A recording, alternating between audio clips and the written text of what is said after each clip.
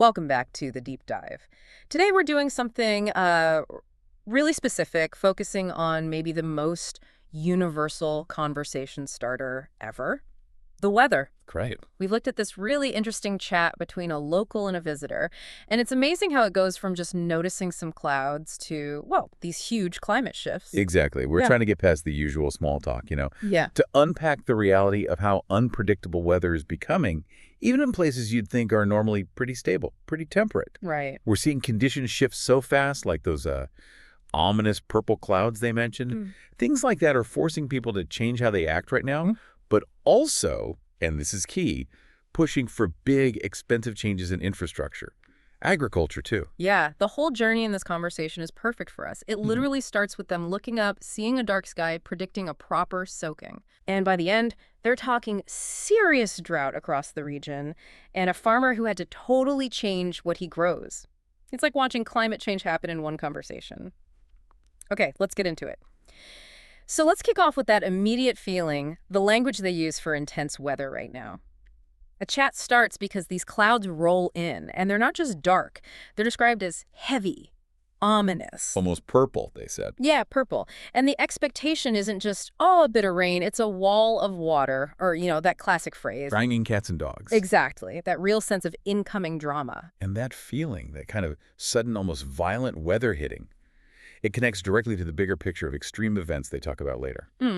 Mark, the local guy, he mentions this region doesn't usually get, say, hurricanes, not like the tropics, but they do get these severe gales, really brutal winds, especially near the coast. Which brings us to that specific event they described, the weather bomb. Oh, Now, yeah. that sounds dramatic. What actually is that, meteorologically speaking, especially for an area not used to those big storm names? Right, it's more than just a nasty storm. Ugh. It's a specific, powerful thing. Technically, it's called bombogenesis. Bombogenesis. Okay. Yeah, basically it's a type of storm, a mid-latitude cyclone, that intensifies incredibly quickly. So the air pressure just plummets really, really fast. And the source material really showed how bad it was. What did it say? Trees down everywhere, power out for like half the city, Wow. and the wind just howling all night long. It's this localized, explosive event. It shows that even these normally temperate places are now seeing, well, frankly, catastrophic severity sometimes. That sounds like something that just sits on top of you, relentless. It's interesting, Sarah, the visitor, she contrasts it with her experience. She Yeah. knows tropical storms, right? Intense, yes, but she says they're usually quite fast-moving. Yeah, they blow through. This weather bomb sounds different, like it settled in and just battered the place for hours. And that's a key difference, Yeah. Those tropical storms, Sarah knows, they move a lot of energy, but they move it through an area. This weather bomb event seems like it parked itself, deployed all its energy right there, causing maximum damage locally. It really highlights how these single, super severe events are now part of the risk profile, even here. Okay, so if these intense one-off events are becoming part of the reality, what about the longer-term picture, the Yeah. cumulative effect? The local resident, Mark, he talks about losing the distinct seasons, Yeah, that was striking. like weird heat waves in spring, surprisingly mild bits in December, just chaotic conditions all year round. Is that something we're seeing more broadly in temperate zones, or is this place maybe seeing it happen faster? No, that observation fits perfectly with the bigger climate models, actually. This feeling of losing distinct seasons, it's not just a feeling, it's measurable. And the source gave us that crucial bit of data. The temperature rise. Exactly. The region's average temperature has gone up by 1 degree Celsius in the last decade. Okay, let's just pause on that 1 degree figure for a second. Because honestly, sometimes that sounds like, just normal variation. 1 degree over 10 years. Couldn't that just be a warm patch? How do we know that 1 degree means a permanent shift in the climate, not just a cycle? That's a really good question, and it gets to the heart of it. Yeah. Weather systems, climate systems, they don't respond in a straight line. That 1 degree shift in the average isn't spread out evenly. Ah, okay. Think of it like raising the baseline energy of the whole system. You're lifting the floor. So maybe the really, really cold days get a bit rarer, but the extremely hot days, they become much, much more common, and they last longer. Right. You nudge the average up by just 1 degree, and suddenly the frequency of extreme heat or the intensity of rainfall when it comes, it jumps up disproportionately. It's like it shocks the system. So that tiny average change leads to massive swings at the extremes. Okay, that makes sense. And it explains the first big consequence they talked about, drought. Precisely. They had that huge drought, 2 summers back. Mark said it was unheard of there. For a place that's typically pretty wet, temperate, And the impact. severe, reservoirs empty, hosepipe bans everywhere. He said it made the place feel like a desert. It just shows the system isn't delivering water reliably anymore, not like it used to, historically. And then, almost cruelly, the flip side, the other huge consequence they hit on, infrastructure failure. So they have drought, but then when the rain does come, It floods right, instantly. Mark mentioned localized flooding happens immediately because the existing drains just can't cope anymore. Why? Is it just too much rain overall or something else? It's the intensity, the speed of it, not just the total amount over time. Yeah. Our old infrastructure, drains, sewers, flood defenses, Yeah. they were built for the old climate patterns. Rain that fell more steadily over longer periods, Yeah. seasonal, predictable. Right. The system could handle that gradual input. Exactly. But now, with this volatility, you get these sudden, massive downpours, these walls of water they talked about. The pipes just can't handle that much water all at once. Too much hydraulic load instantly. So it backs up, overflows, streets flood. It's a classic case of infrastructure built for the past suddenly being overwhelmed by the present. That lack of resilience, you see it everywhere, but maybe nowhere more starkly than in farming. That story about the farmer. He completely changed his operation, not just tweaking things. He switched to totally different types of crops, more heat-resistant, drought-resistant stuff, all because he just couldn't rely on the rain anymore, not like before. And that is such a clear signal, isn't it? When a farmer makes that kind of fundamental, expensive change, moving away from traditional crops to things you'd maybe associate with warmer, drier climates, it means the whole economic basis has shifted. Yeah. The old climate, it's not reliable enough to bet the farm on anymore, literally. Yeah. They're adapting to the new reality because the old one isn't coming back.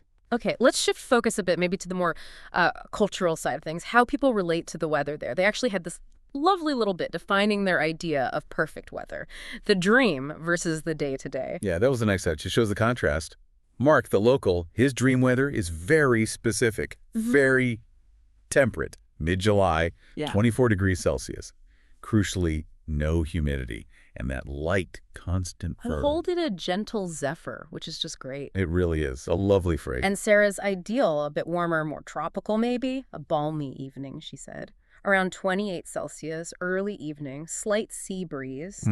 But what's clear is those perfect days, those gentle zephyrs, they're getting rarer and rarer in this particular place with all this volatility. And that scarcity shapes how people react, doesn't it? Yeah. Because those perfect days are so precious, the locals learn to put up with the gray days. They even find something to appreciate, that cozy and cinematic quality Mark mentioned. But when the good weather does finally arrive, they celebrate it like it's a national holiday. It's a fascinating social side effect of climate scarcity, that intense appreciation. But putting up with gray skies is one thing. They still need forecasts, right? And according to the source, the meteorologists there are, constantly the butt of jokes. Chuckles slightly. Yeah. Yes, that came through. High unpredictability leads to a tough gig for forecasters. But what I liked is they didn't just leave it as a joke. They acknowledged why it's so hard there. Exactly. We can laugh, but there's a real technical challenge behind it. Why is it, as they claim, maybe the hardest job in the world to forecast weather accurately in that specific spot? It's the geography, isn't it, where it sits? Precisely. It's located at this incredibly complex meeting point. You've got big continental air masses bumping up against major ocean currents like the Gulf Stream, bringing warm, wet air. Then you have different pressure systems fighting for control. All of this creates this constantly churning, highly reactive atmospheric soup. And then local hills and valleys can create their own little microclimates that pop up and disappear really quickly. So it's not just plotting one big system moving across. Not at all. Forecasting there means trying to track all these interacting forces almost minute by minute. Small, unpredictable factors can suddenly cause massive differences in the weather just a few miles apart. It requires a level of detailed monitoring and modeling that's, frankly, often beyond what we can consistently deliver right now. It's exhausting. Wow. Like Yeah. trying to predict exactly where each butterfly will land in a hurricane, maybe. Softly.